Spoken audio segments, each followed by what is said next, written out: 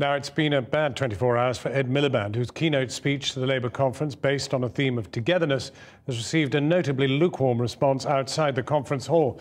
Political opponents and commentators alike have leapt on his failure to address important issues like how a Labour government would tackle the deficit and what would be its attitude to immigration. It's just the latest setback for Mr Miliband's bid to become Prime Minister at next year's election. He called his speech an interview for the top job, but there's plenty Ed Miliband might not want on his CV. He remains under intense pressure, with a poll today showing half of Labour supporters believe he should step aside. Together. Together. Together we can restore faith in the future. His future uncertain, especially after forgetting key parts of yesterday's conference speech, sparking a disastrous write-up from papers normally sympathetic. Lamentable, weak, cliched, embarrassing. And in The Guardian, with just 8 months to go, he doesn't yet look the part. This summer, he had to apologise for posing with a copy of The Sun after his own MPs complained about that newspaper's history of reporting on the Hillsborough disaster. This followed media interviews in which Mr Miliband stumbled on names of his own councillors and on the price of groceries. You know, £70–80 a week on groceries at least, probably more than that. The average weekly bill for a family of four is more than £100. To his detractors, it all goes to prove he's weak, but he has had his moments. The next Labour government will freeze gas and electricity prices, setting the agenda on energy pricing and leading the calls which pulled Britain back from intervening in Syria last year. And there is a ruthless streak, not least in risking fratricide, in standing against his brother David, enlisting union votes to beat him to the Labour leadership 5 years ago. Well, earlier I sat down with Ed Miliband in Salford's Royal Hospital. I started by asking him why he was prepared to support British airstrikes against IS in Iraq, but not Syria. What I've said is I'm open to the idea of British action in Iraq with clear criteria about the difference we can make, whether we can succeed, legitimacy and legality. And look, let's just take this in a sort of calm and measured way, because I think that is the lesson of the past. Well, the lesson is yes and no, as far as I can tell. It surely ought either to be yes or no. Well, this is a war against an entity which knows no borders. I think I've laid out. The Prime Minister has said we are under attack. I think I've laid out a pretty clear position on this, John. A pretty clear approach, a pretty clear set of criteria. I think it's really important to do everything you can to make action legitimate. I think there are additional differences between Iraq and Syria, not least we're not going to send ground troops into either place. No, nobody suggested that. No, but hang on a minute. The question then is, how do you make airstrikes effective? What are the troops going to be on the ground? It's more obvious what that is in Iraq than it is in Syria. Well, beyond that security threat, what do you think is the greatest issue facing the next British government, whatever complexion it's made up of? In terms of domestic policy, I think the biggest issue that we face is, can this country work for most working people once again, or are we consigned to a more and more unequal country that only works for a few rich people at the top? I think that is the biggest question, that is the election question. And what I laid out yesterday is a plan to say we can make this country work once again for working people, whether it's on the minimum wage or the health service or apprenticeships or housing. Well, what about the deficit?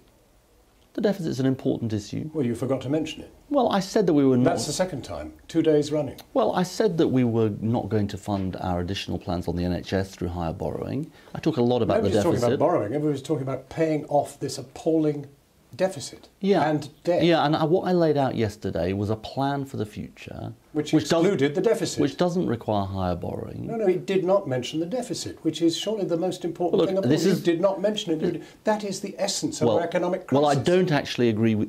Well, I certainly don't agree with you that it is the essence of our economic crisis. The essence of our economic crisis was a global financial crash. The Tories definitely say... In which the Labour government played a major role. The Tories say, John, that the deficit caused the global financial crisis.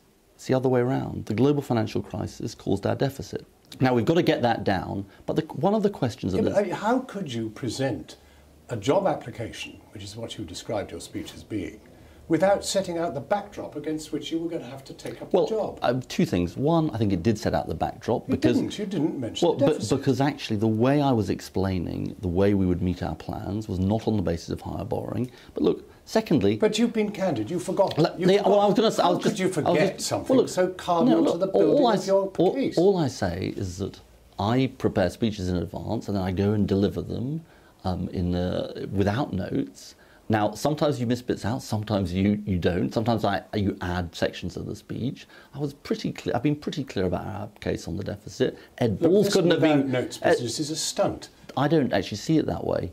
I actually think how do you see leaving out the deficit? You just tell us how you see that. The way I see it is, I think that what I've been able to do in the last 3 conference speeches is speak to people directly about what I care about. And that's what yesterday was about. And I laid out a plan for our future, a very clear plan for our future. And you asked me what the biggest issue was, and I described it to you. Now, I think the deficit is important. I don't think, unlike this government, it's the only issue. They think it's the only issue that we face.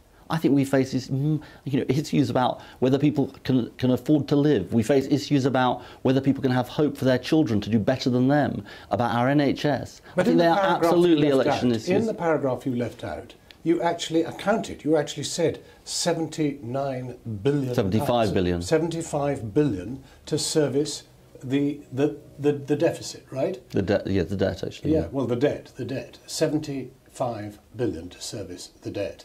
And that is more than the sum total spent on education. You said it, but you didn't say it in your speech. I mean, that is massive.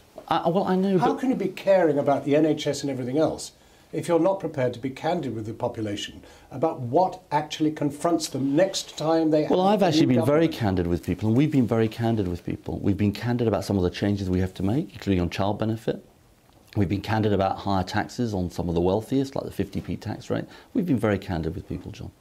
You mentioned a lot of normal people that you met. Josephine, Gareth, Colin. Is this to try to normalise yourself? Do you see yourself as in some way not normal? Why do you need to conjure these people to make your case? No, it's to change get out of the Westminster bubble. It's to get out of the Westminster bubble. Not very far. Some of them on Hampstead Heath. Because the truth is that politics is conducted as a spectator sport apart from everyday people. And the reason why I did that is to paint a picture of the country that I see.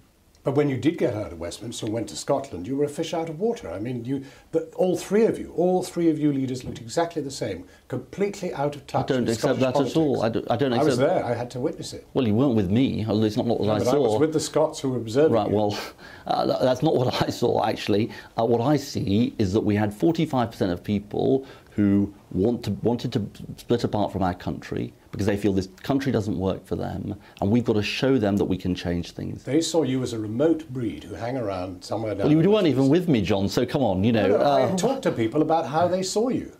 Well, look, I think there is definitely a challenge of Westminster politics. Definitely a challenge to show you can change people's lives, but it's a challenge I relish.